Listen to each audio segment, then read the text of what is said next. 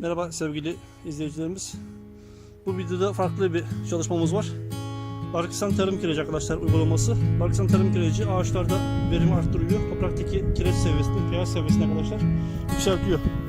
Malzememiz Barksan Tarım Kirecidir. Gördüğünüz gibi şöyle toz şeklinde. Topraktaki pH seviyesini arttırır. Arkadaşlar toprağın daha çok kireci olan ihtiyacını karşılar. Ağaçların daha güzel, verimli ürün vermesini arkadaşlar sağlar. Onu çekin kenara. Şu şekilde arkadaşlar sallama şeklinde ağacın etrafına yaklaşık 1-2 kilo atsak kafi miktarda arkadaşlar yeterli. Bu ağaçlar erik ağaçları. Her ağaca her mahsul atılabilir. Aklınıza gelen patates arkadaşlar olabilir, buluğu olabilir, mısır tarlası olabilir, meyve ağacı olabilir. Her ağaçlar olabilir. Ağaçların birbirine 5-6 avuç arkadaşlar atılabilir. Ağaçların daha güzel, daha dolu dolu meyve vermesini arkadaşlar sağlar.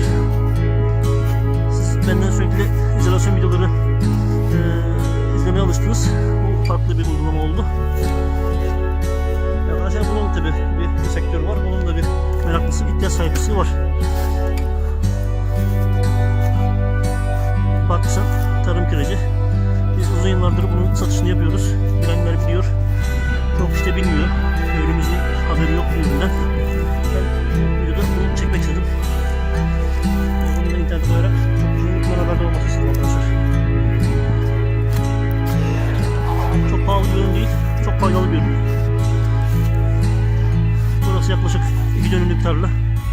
2 dönüm tarlaya 50 ile 100 kilo arası ürün arkadaşlar tatbik etmek yeterli gelir.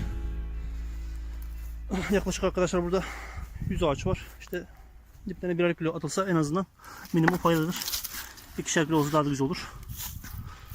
Sürülebilen tarlalarda bu böyle atılıp arkadaşlar elle serpme yöntemiyle atılıp traktörle sürülürse daha da güzel olur. Patates ekilen tarlalarda, buğday, mısır tarlalarında toprağa karışarak malzeme daha da güzel olur.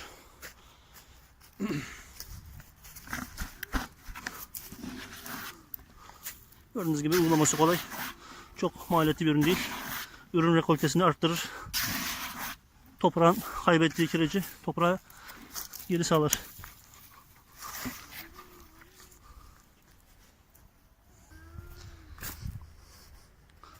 Uygulaması pratik, hızlı. Hemen hızlı uygulayıp arkadaşlar işlemimizi bitirebiliriz. 2 dönüm tarlanın böyle şekilde Barksan Tarım Kireci atması yarım saatimizi almıyor hızlı bir şekilde. Arkadaşlar malzememiz budur. Şöyle gördüğünüz gibi toprağın asitini gidermek için kullanılır. Kullanırken eldiven, gözlük, maske takınız. Çocuklarınız uzak tutunuz. Arkadaşlar çok zehirli madde değil ama nihayetinde kireçtir. Mineral, toprak düzenleyici.